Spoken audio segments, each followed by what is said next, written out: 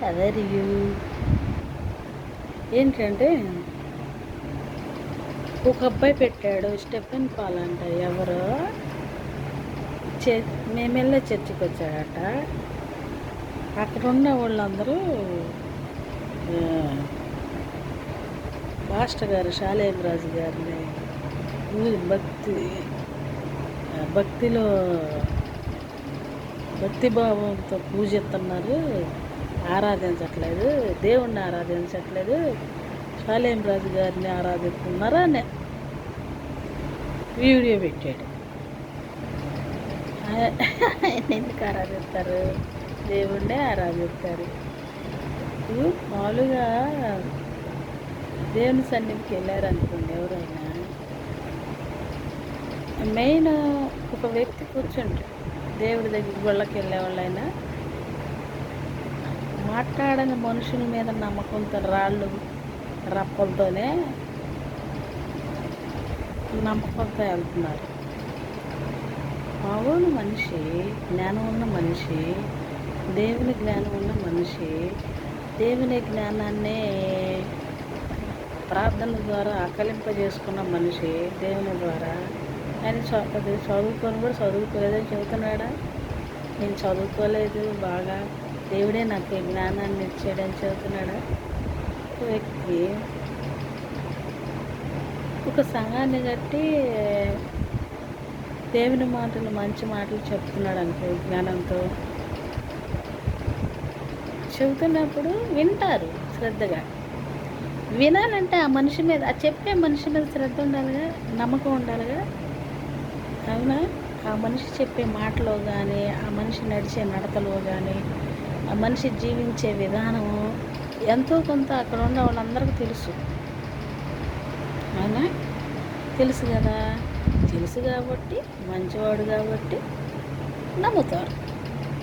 ఆయన చెప్పే శ్రద్ధగా వింటారు. ఆయన చెప్పేది ఒకటి, జీవించేది ఒకటి అయితే వింటారా ఎవరన్నా? ఎవరు వినరుగా. వింటారా? వినరు కదా. ఏం చెప్తాడో ఆయన అలాగే జీవిస్తాడు. ఆయన జీవిస్తేనే ఎదుటోళ్ళకు బోధిస్తాడు వచ్చి. ఇప్పుడు ఈ పని చేయబాకండి, ఇప్పుడు అమ్మా నాన్నలు చూడండి అని చెప్పాడు అనుకోండి, ఆయన చూస్తాడు. వాళ్ళ అమ్మా నాన్న, వాళ్ళ అమ్మని చూస్తాడు, అందరినీ చూస్తాడు ఆయన. వాళ్ళని అక్కడ సంఘంలో పాల్గొనే వాళ్ళు ఏమైనా కష్టాల్లో ఉందో చూస్తాడు.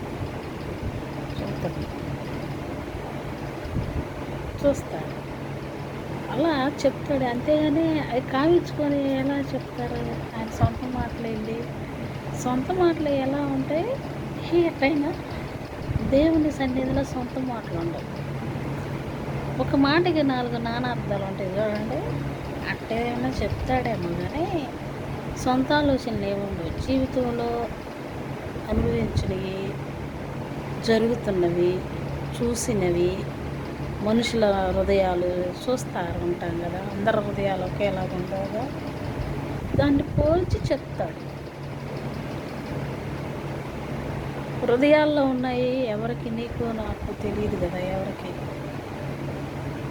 దైవజనులకి దేవుని వాక్యాన్ని, బైబిల్ చదివే వాళ్ళకి, ఎక్కువగా బైబిల్ చదివే వాళ్ళకి తెలిసిపోద్ది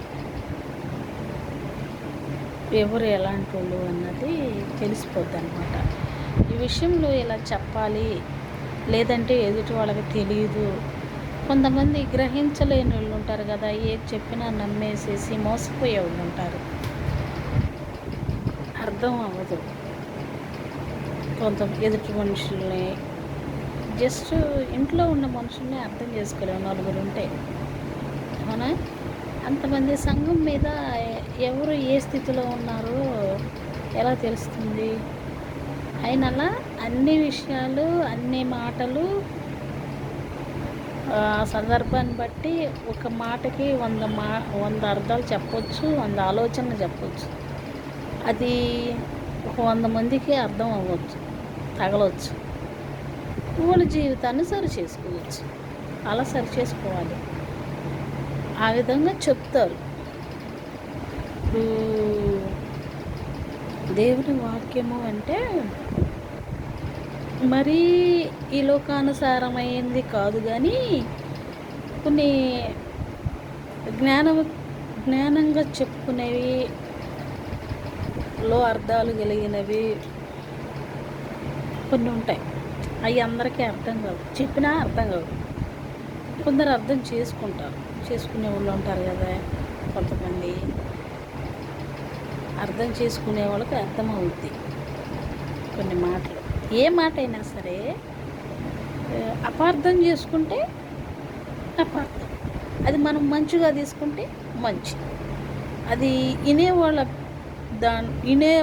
మీద బట్టే ఆధారపడి ఉంటుంది, చెప్పేవాళ్ళని బట్టి కాదు. చెప్పేవాళ్ళు ఏంటంటే ఆ యొక్క పరిస్థితులు, ఆ యొక్క సిచ్యువేషను, ఇలా వస్తాయి పరిస్థితులు, ఇలా ఉంటాయి, ఇలాంటి మనుషులు ఉంటారు, ఇలా ఉండాలి అని ఒక మాటకి 4 మాటల అర్థాలు చెప్పినప్పుడు ఒక గ్రహింపు కలిగి ఎవరికి అవసరమైన ఆలోచన ఎవరికి అర్థమయ్యే విధంగా వాళ్ళు అన్వయించుకొని జీవితాన్ని సరి చేసుకోవాలి. అలా సరి చేసుకుంటారనే ఆయన అలా చెప్తాడు. ఎందుకంటే ఎక్కువ మంది మందిరంలో నడి వయసు వాళ్ళు, పెద్దవాళ్ళే ఉంటారు. జీవితం సగం అనుభవించిన వాళ్ళు ఉంటారన్నమాట.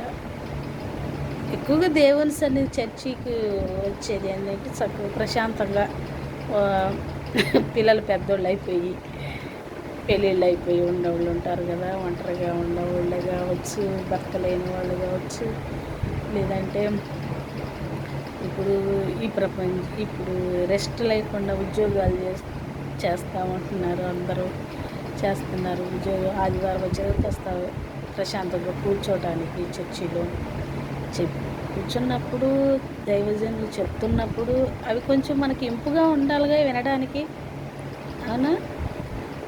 అందుకని అప్పుడప్పుడు ఇంకో విధంగా చెప్తూ ఉంటాడు, నవ్వుకునే విధంగానో లేకపోతే ఇంకో అర్థాలు చెప్తూ ఉంటాడు.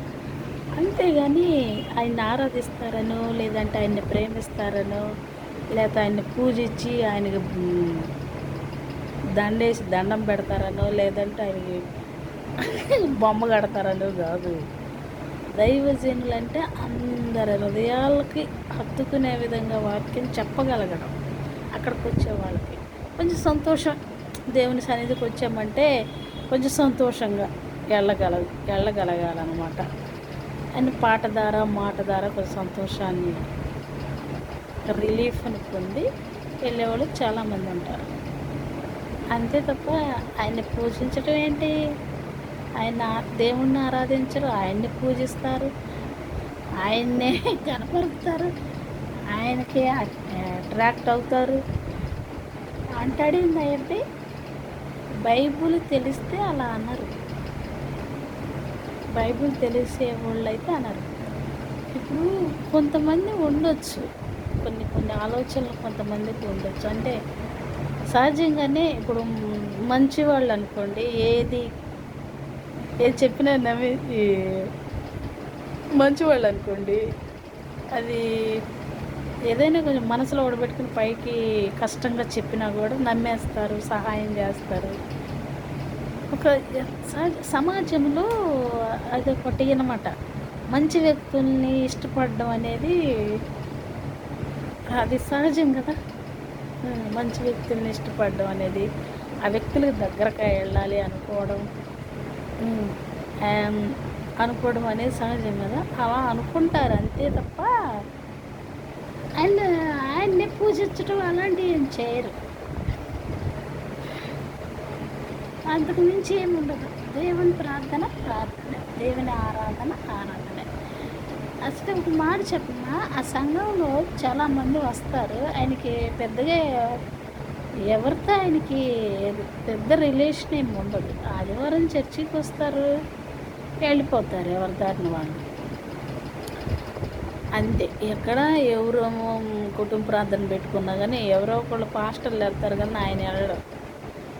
ఆయనకి తెలిసిన వాళ్ళు ఎవరంటే అక్కడ పరిచర్య చేసి దగ్గరగా ఉండి పరిచర్య చేసిన వాళ్ళు ఎవరన్నా కొంతమంది తెలిసేమో కానీ అక్కడ నిత్యము ఆయన వెంట ఉండి ఆయనతో పరిచర్య చేస్తా ఆయన వాళ్ళ కష్ట నష్టాలు వాళ్ళకి చెప్తా ఆయన నిత్యం చూసేవాళ్ళు ఉంటారు చూసావా, వాళ్ళు బాగా మరి అట్రాక్ట్ అవుతారు. ఆయన చుట్టూ ఉంటారు కాబట్టి ఆయన చెప్పిందే వింటారు. వాళ్ళు చెప్పింది ఆయన వింటాడు, వాళ్ళు చెప్పేది ఆయన వింటాడు, ఆయన చెప్పింది వాళ్ళు వింటారు. వాళ్ళు అంత దగ్గరగా ఉంటారు కాబట్టి. అందుకని అందరూ ఉండరుగా, అందరూ ఉండరు, అందరూ వచ్చి వెళ్ళిపోతారు. ఒక గంట ఆదివారం ఒక 2 గంటలు అంతే. 2 గంటలు ఉండి అక్కడ అన్నాలు భోజనాలు పెడతారు, తింటారు, వెళ్ళిపోతారు ఎవరు అంతటికి వాళ్ళు. అంతేగాని ఆయనకి తెలియదు ఎక్కువ మంది అసలు. అక్కడ ఉన్న పరిచారకులే తెలుసు ఆయనకి. అక్కడ సంఘంలో ఎంతమంది వస్తారు, ఎంతమంది పోతారు, జనం వస్తే పోతూ ఉంటారు, చూస్తాడు అంతే. ప్రార్థన చేయించుకొని పోతే ప్రార్థన చేస్తాడు, అంతకు మించి ఏమి ఉండదు. ఇప్పుడు ఆయనకు పరిచయం చేయడానికి ఆయనకు దగ్గరగా ఉండేవాళ్ళు ఉంటారు కదా, వాళ్ళు మరి అంతే. ఆయన ఏమన్నంటే ఊరుకోరు, అంతే కదా. ఎవరైనా ఆయన దగ్గరగా ఉండి ఆయన వెనకే ఉండి ఆయన పరిచర్యలో దగ్గరగా ఉండి పాల్గొనేవాళ్ళు ఆయన ఏమన్నంటే ఎందుకు ఊరుకుంటారా? మన ఫ్యామిలీలో ఒక కుటుంబంలోనే ఎవరైనా అంటే ఊరుకుంటామా?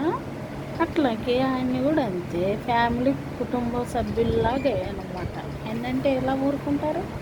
ఊరుకోరు. అది ఆరాధించడం అనుకుంటే అట్ట